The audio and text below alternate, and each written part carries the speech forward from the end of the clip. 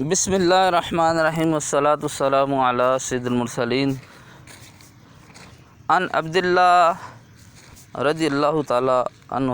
قال قال رسول اللہ صلی اللہ تعالی علیہ وآلہ وسلم اذا کنتم ثلاثۃ فلا یتناجسنان دون صاحبہما فإن ذلک یحزنہ۔ حضرت عبداللہ بن مسعود رضی اللہ تعالیٰ عنہ سے روایت ہے، آپ فرماتے ہیں کہ رسول اللہ صلی اللہ تعالی وسلم نے فرمایا، جب تم 3 لوگ ہو تو اپنے ساتھی کو چھوڑ کر 2 آپس میں سرگوشی نہ کریں، کیونکہ یہ چیز اس کو غمزدہ کر دے گی۔ یہاں پہ آداب مجلس، آداب محفل کو بیان کیا جا رہا ہے، یا احترام مسلم بھی آپ اس کو کہہ سکتے ہیں، کہ جب 2 یا 3 یا 4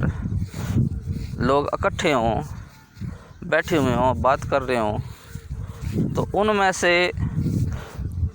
کچھ الگ ہو کے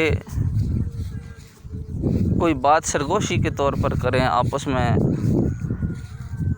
رازداری کے ساتھ کریں، تو جو ان میں بیٹھنے والا ان کا دوست ہے جس سے الگ ہو کے وہ سرگوشی کر رہے ہیں، تو یقیناً اس کو یہ محسوس ہوگا کہ یہ غالباً میرے بارے میں بات کر رہے ہیں، اس وجہ سے الگ ہو کے یہ بات کر رہے ہیں مجھ سے، یا ایسی بات ہے کہ جو یہ مجھے نہیں بتانا چاہتے۔ تو اس اعتبار سے بھی پھر اس کو یعنی دل میں یہ چیز محسوس ہوگی کہ دیکھیں یہ مجھے اس قابل نہیں سمجھتے کہ یہ بات مجھے بتائیں، یا یہ کوئی ایسا کام کرنا چاہتے ہیں جس میں یہ مجھے شامل نہیں کرنا چاہتے، تو مجھ سے چھپا رہے ہیں یہ بات۔ یعنی کسی اعتبار سے بھی اگر آپ الگ ہو کے بات کریں گے تو جو الگ رہ جانے والا آپ کا دوست ہے، یا جو بات کرنے والے ساتھی ہوں گے، ان میں سے کوئی ایک الگ کسی کو چھوڑ کے وہ بات کرتے ہیں آپس میں دوست، تو ان کا جو بھی دوست الگ رہ جانے والا ہے وہ اچھا محسوس نہیں کرے گا، اور اس کو شریعت نے بھی اچھا محسوس نہیں کیا ہے، اس کو شریعت بھی اچھا نہیں سمجھتی کہ کسی مسلمان کو اس طرح الگ کر کے سرگوشی کی جائے